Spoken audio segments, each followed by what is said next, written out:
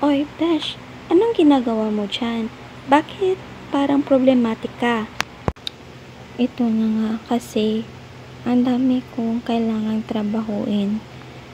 Alam mo naman na working student ako, di ba? So, yun nga. May reflection ako. May term paper pa ako. May exam pa ako bukas. At mamayang gabi, mag-work pa ako. Ay. Sus, yun lang ba ang problema mo? Tutulungan kita. Halika, ituturo ko sa'yo kung paano.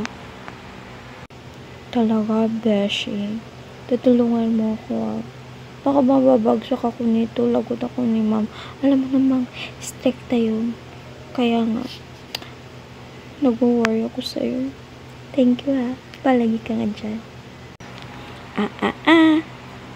Thank me later.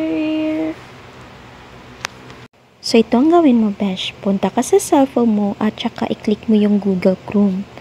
Pagkatapos mong i-open yung Google Chrome, ay itatype mo yung quillbot.com.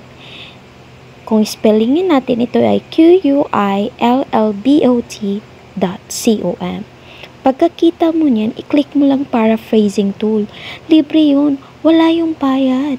At saka, marami kang pagpipilian. May paraphraser, grammar checker, plagiarism checker, summarizer, citation generator, at translator.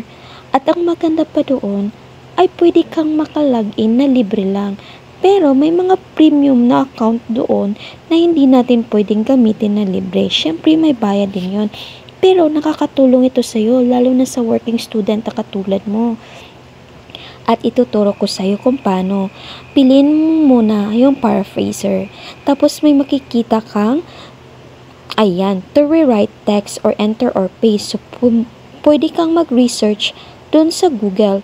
At saka, ipipaste mo na lang dyan.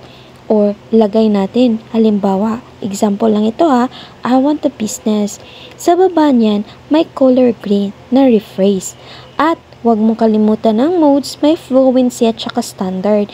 Yung iba na hindi na naka-highlight, may bayad na yon. Pero okay na to, kayang-kaya na natin to. So, pwede kang mag-login gamit ang Google account mo na libre. So, tingnan mo, kung i-click natin yung rephrase, nag-iiba dyan sa ibaba, yan ang ikakopy mo para hindi ka ma-plagiarize. So, diba, madali lang. At isa pa, pwede mo rin itong gamitin sa mga thesis or mga term paper mo. May grammar checker din yan.